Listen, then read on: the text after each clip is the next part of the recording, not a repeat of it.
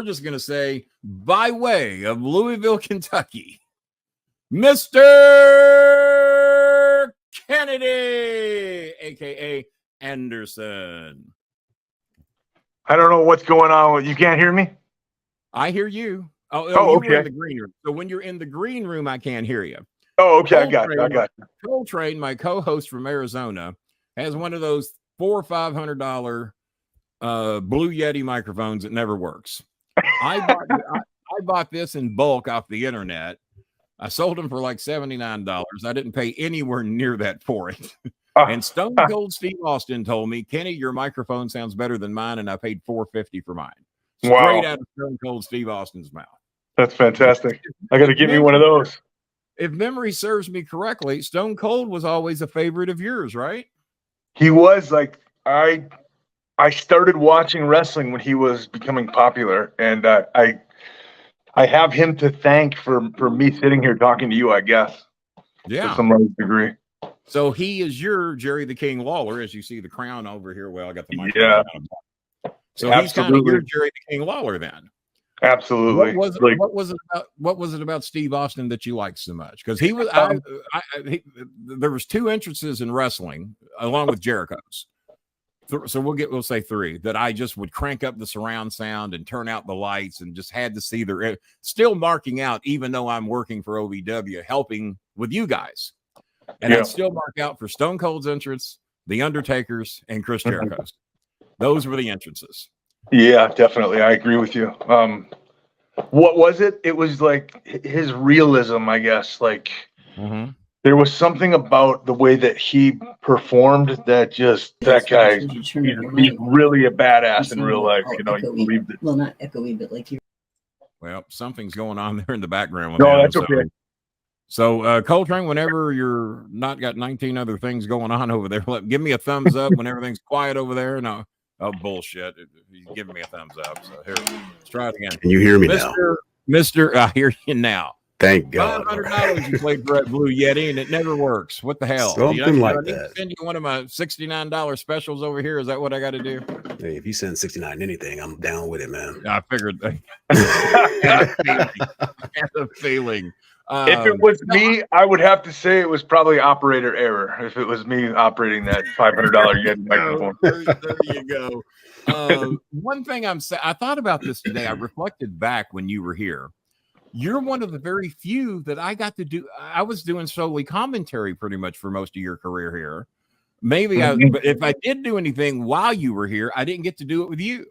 No, I never fed you the briefcase. I never got to manage you, and I never got to hit you with it. No, but I was fortunate enough to be able to like chit chat with you, and it's off in the corner over there. You can see it. That's the same one. And the briefcase. You see it way back here in the corner. All we see is Maker. I can't see it. It's so tiny on my screen. I'm sorry, but tell Choco to go get it. The very same Star Maker briefcase that hit Batista, Big Show, eventually Henry for smarting off, Cena, Randy Orton, God knows how many times. That's right. It's one of the two things I won't let go of: the crown and the briefcase. That's the only two things I've really kept. Isn't it crazy how many? Excuse me? No, I was just gonna say, like it's just crazy to me to hear those names. You know? Oh my God, yeah.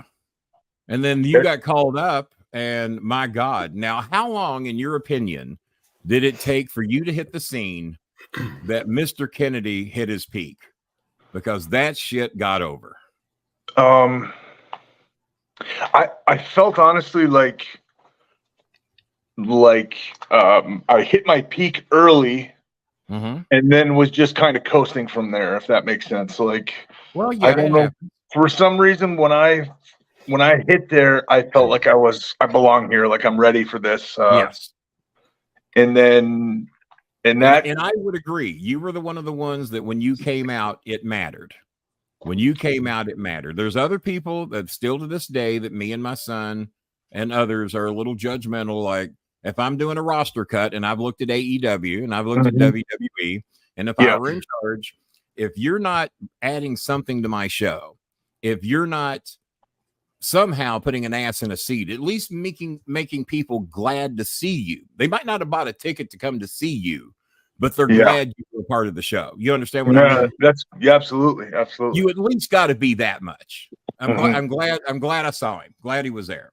Yeah. And then there's others that come out like, I don't give two shits whether I see this guy or not. And AEW's got a shitload of them. Not to shit on AEW. Well, they have like 200 and employees. the other criticism I've made about AEW is that they don't really have many, if any, over there that WWE didn't want. Maybe other than Jericho. And I'm sure that MJF they wouldn't mind having. And I've heard they wouldn't mind having the Young Bucks and there's some that love them, some that hate them. Who over in AEW impresses you? Well, I'm partial to my kids, Darius and Dante Martin. They're my students. Yeah. Oh yeah, okay. All right. I think those guys are great. So I've learned something today. I wasn't aware of that. And Julia Hart is also one of my students. Okay. I'm a big fan of Paige. Yeah. Always have Paige been. has always done a great job. Paige has always done a great job.